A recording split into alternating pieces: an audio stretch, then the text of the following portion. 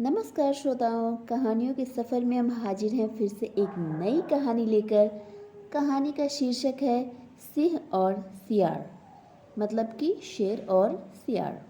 तो चलिए देर न करते हुए फटाफट कहानी कहना हम शुरू करते हैं। कहानी कुछ इस प्रकार से है। वर्षों पहले हिमालय की किसी कंदरा में एक बलिष्ठ शेर रहता था। एक दिन वह एक भैंसे का शिकार और भक्षण कर अपने गुफा को लौट रहा था। तभी रास्ते में उसे एक मड़ियल सा सियार मिला, जिसने उसे लेटकर दंडवत प्रणाम किया।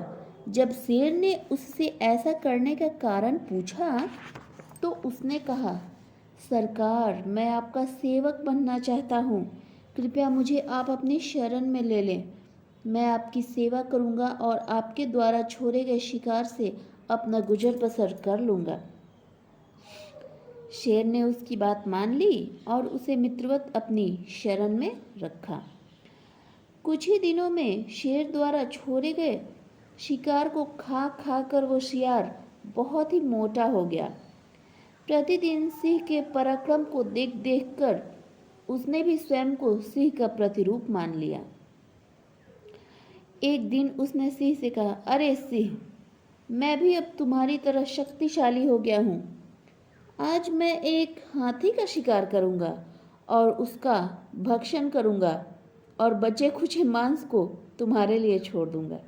मतलब उसको पता ही नहीं चला कि वो बोल क्या रहा है। एकदम अभिमान में चूर चूर होके उसने ऐसा कहा। चूंकि शेर उस सियार को मित्रवत देखता था, इसलिए उसने उसकी बातों का बुरा न मान उसे ऐसा करने से रोका। भ्रम जाल में फंसा वो दंभी सियार शेर के पराक्रम को अस्वीकार करता हुआ पहाड़ की चोटी पर जा खड़ा हुआ। वहां से उसने चारों ओर नजरें दौड़ाई तो देखने के बाद उसे पहाड़ के नीचे हाथियों के एक छोटे समूह को देखा, मतलब उसे दिखाई दिया। फिर शहनाद की तरह 3 बार सियार की आवाज़ें लगाकर एक बड़े हाथी के ऊपर कूद पड़ा वो सियार। किंतु हाथी के सिर के ऊपर न गिरकर वह उसके पैरों पर जा गिरा और हाथी अपनी मस्तानी चाल से अपना अगला पैर उसके सर के ऊपर रख आगे बढ़ गया। अब तो आप समझ ही गए होंगे कि क्या दुर्दशा हुई होगी सियार की।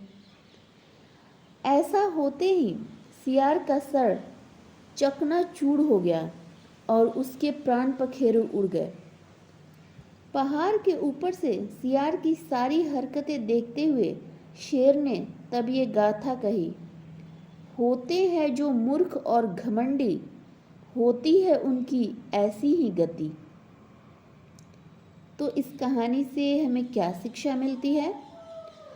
कहानी से हमें ये शिक्षा मिलती है कि जन्मजात गुण नकल द्वारा नहीं प्राप्त किए जा सकते।